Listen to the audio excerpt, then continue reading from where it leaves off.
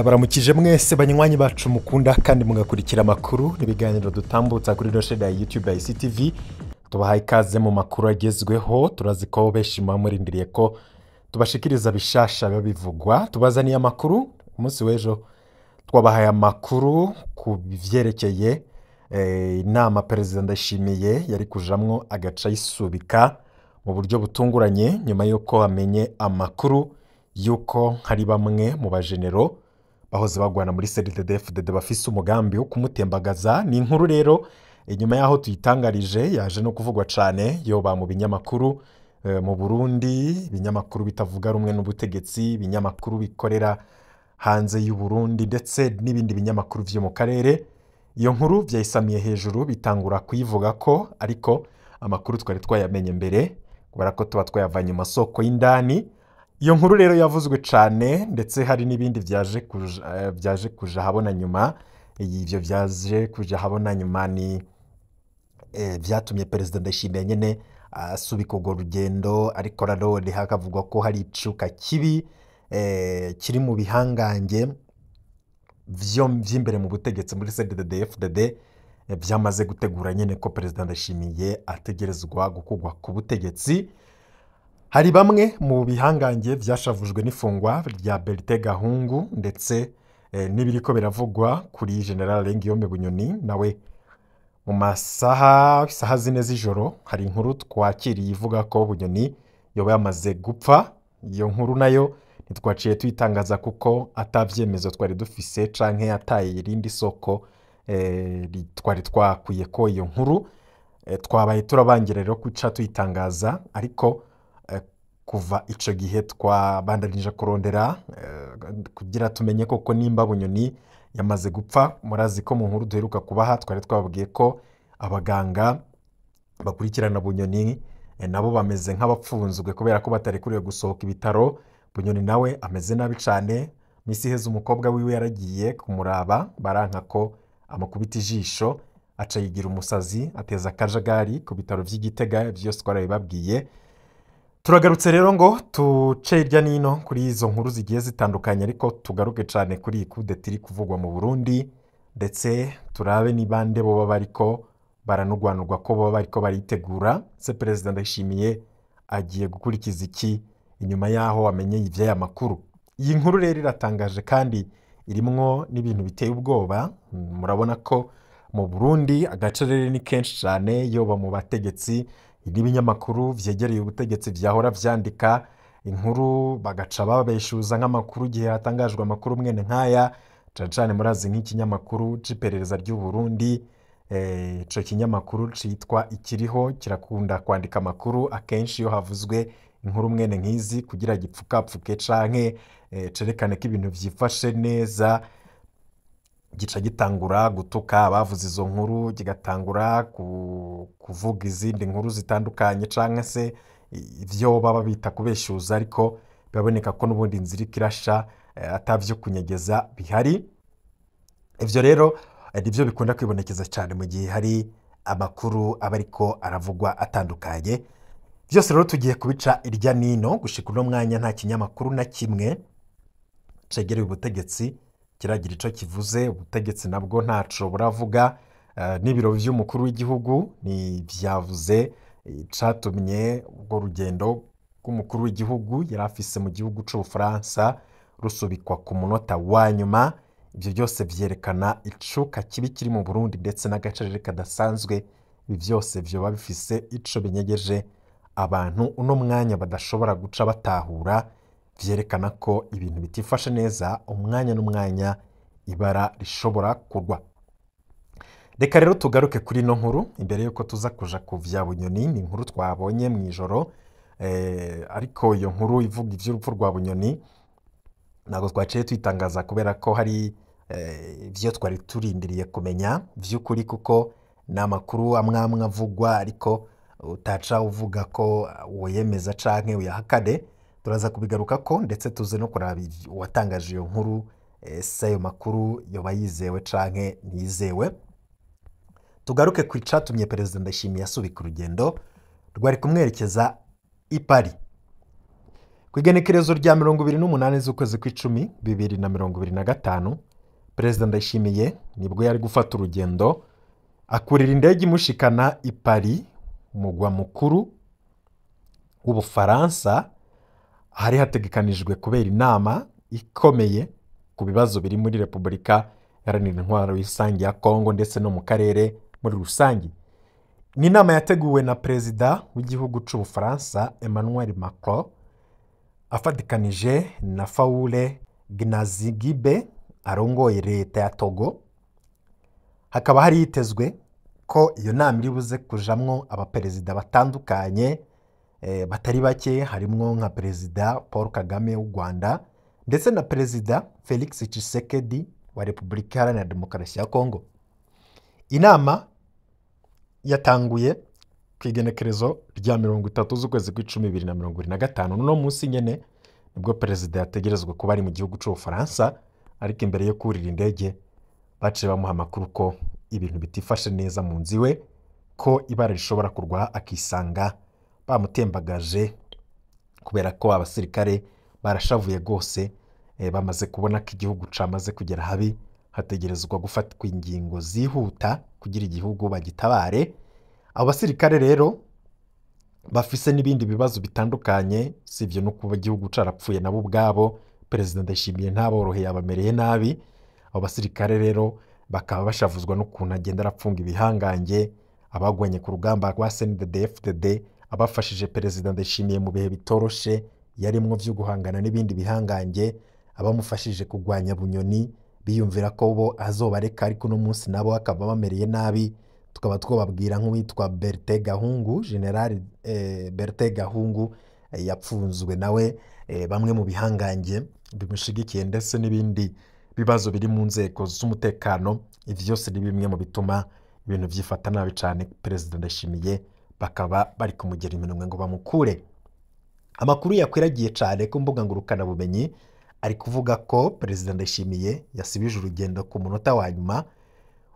Urubuga rw'ibiro vy'umukuru w'igihugu Ntare House navyo ntivyigeze batangaza ko Perezida Ndayishimiye afise urwo rugendo nk'uko vyahora bigenda. Murazi ko mbere yuko Perezida afata urugendo baca batangaza ko umukuru w'igihugu azorufata, bagatangaza imbere umunsi umwe yuko afata urwo rugendo.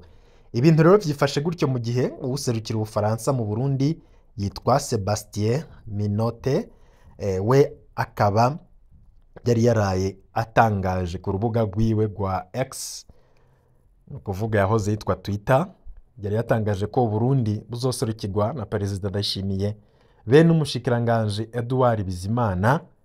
Ubuserukizi bw'u Burundi mu Bufaransa nabwo bukaba bwari bwamaze gutumira abarundi baba mu Bufaransa mu nama izobahuza na Perezida Ndayishimiye ku igenekerezo rya 31 z'ukwezi kw'icumi 2025. Ni ukuvuga ko azohura nabo nyene inyuma y'inama, ko inama yabaye no munsi ku igenekerezo rya 30, ku igenekerezo rya 31 ejo aho bukera niho yari kuzohura nabo bari mu gihugu c'Ubufaransa. Biboneka ko n'urugendo rwo ruteguwe cane kandi rumaze igihe ruteguwe.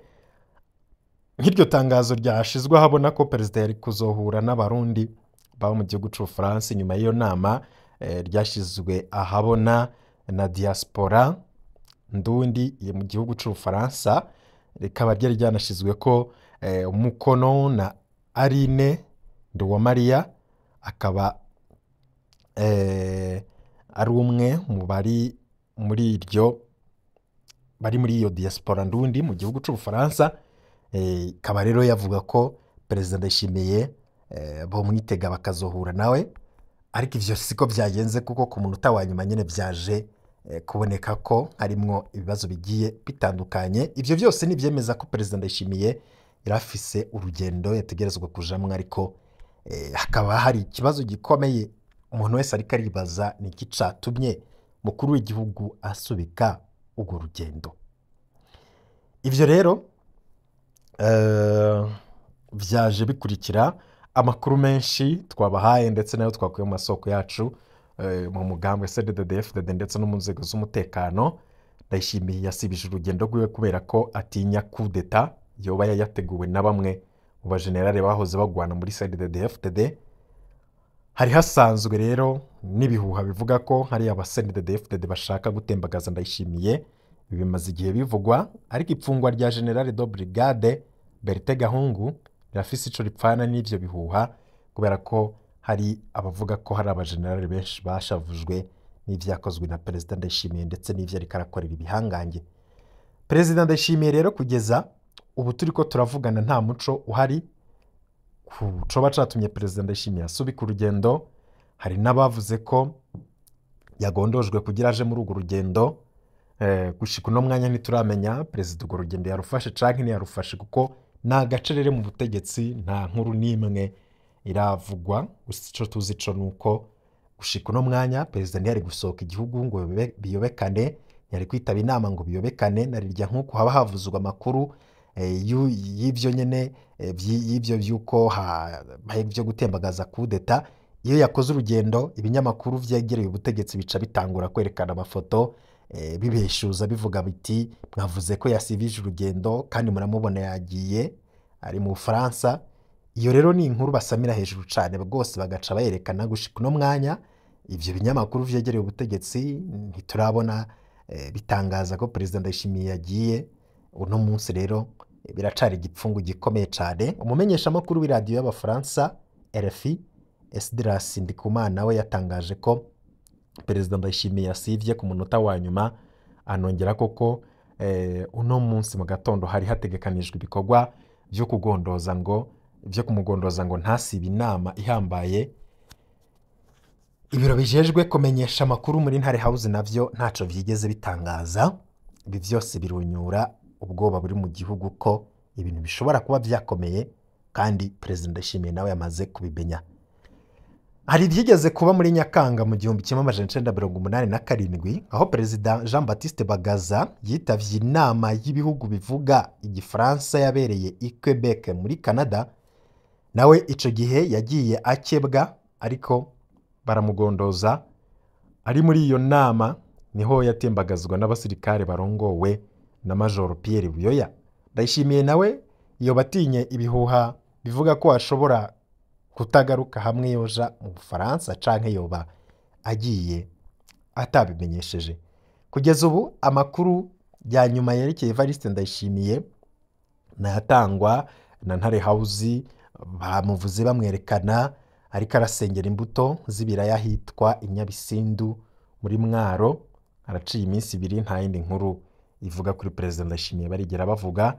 Gusa Musitanteri wa komine Nyanza yatangaje ku igenekerezo rya 29 ko Perezida Ndayishimiye azogendera komine ku igenekerezo rya 30 no munsi tubashikirije ino nkuru.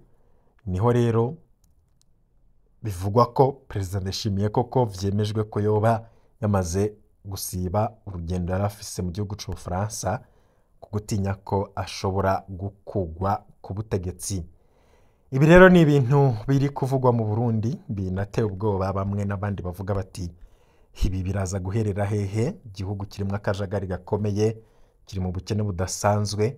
Abandi nabo hakuja hamwe batorere nyinshi ibibazo bashize mu gihugu, kubera ko benshi bavuga ko kuva CNDD-FDD yashitse ku butegetsi Burundi butararonka umutegetsi ashobora kuzana iterambere rirama kandi akorera bose. Uno munsi rero abo bategetsi n'uno munsi baracacanamwo, bararyana umunsi ku yundi, barakuranamwo, barapfungana, bamwe barangara bakaja mu buhungiro. Ni ibintu rero muri CNDD-FDD vyama byayangaye, ariko uno munsi hoho Perezida Ndayishimiye ari muyabira, yabuze yacira n'ayamira, ntabwo biri buze kumworohera habe na gatoya. Ivyo rero ni bimwe mu biriko biravugwa cane. Tuvuye gato kuri ivyo vya Perezida Ndayishimiye no gusubika urugendo, hari inkuru twakiriye isaha 4 z'ijoro ko General Bunyoni yamaze gushiramwo umwuka. Iyo nkuru tumaze kuyakira ntitwaciye tuyitangaza, kubera ko n'ubundi twari durutse kubabwira ko Bunyoni aremvye, ko n'ubundi umwanya n'umwanya mushobora kumva ko yapfuye. Ariko kubera ko mu Burundi hariko haravuga ibintu vyinshi, iyo nkuru abantu benshi ntibayitayeho canke ngo bayikurikirane bashobore kugira ico bayivuga ko, ariko ayo makuru twayaronse n'uno mwanya ntagakacira aho Bunyoni agwariye. Umuryango wiwe ntiwemerewe kumuraba, abaganga nabo ntibarekuriwe kuva mu cumba Bunyoni agwariyemwo. Uno mwanya tuvugana uwovuga ko Bunyoni atakirimwo umwuka ntiyoba yihenze cane, ariko hari n'abavuga bati no ku kanyuma Imana irashobora gukora igitangaza umuntu akava ku rupfu agasubira mu buzima. Ivyo vyo ni ivyo gusengera, kuko aho bigeze urabishije amaso y'abantu Bunyoni we asa n'uwamaze guhera umwuka. Ivyo ni ibiriko biravugwa bitandukanye bigenda bigaruka ko hirya nino n'amasoko yacu agiye atandukanye. Twebwe rero tubandanya kubashikiriza amakuru yose abavugwa, tugenda tuyakurikirana umwanya ku mwanya. Yo wapyonze kuri subscribe ukabana natwe, uba mu bambere bashikirwa n'ayo makuru, ukaba rero ushobora kuronka amakuru umwanya ku wundi uko tugenda turashirako inkuru, ukaronka notification. Mu kanya gato rero nimuze kuja kure, turaza kubabwira ibiriko birabera muri CNDD-FDD nyuma yo kudeta. Perezida Ndayishimiye ubwoba ni bwose, ibihangange biriko biranogwanurwa ni vyinshi. Se bigiye gupfungwa nk'uko n'abandi bapfunzwe? Ese Perezida Ndayishimiye ararya umutima amenyo kugira abagumya banga badakuka imitima? Kuko murazi neza ko CNDD-FDD yaramaze kwisamburira ko rwose abari bakomeye muri bo abenshi barapfunzwe, duhereye kuri ba Bunyoni ndetse n'abandi bagiye barahu. Uno mwanya tuvugana ibintu bikaba vyarabaye urudavangi muri CNDD-FDD, ariko kubera himirije amatora bamwe bati Perezida Ndayishimiye arashobora kurya umutima amenyo, abo bantu akabacungira hagufi akabahoza ku ijisho. Ariko abandi nabo bati Perezida Ndayishimiye ntashobora kwihanganira abantu bagerageje kumutembagaza, kubera ko kubagumana ni ukwishirikara mu gashambara umwanya n'umwanya, n'ubundi uwo mugambi barashobora gushitsa. Perezida Ndayishimiye ngo arashobora rero nabo kubafata mu kumva ejo canke ejo bundi bapfunzwe, barondera ibindi vyabo bashirako kugira baterekana ko ibintu bimeze nabi mu gihugu. Ariko ibiba vyabaye aba ari ivyo nyene tuba turiko turababwira, no kurindira rero tukaraba aho bisha bishira. Mu kanya gato turaza kugaruka ku yandi makuru atandukanye, mwe ntimuje kure.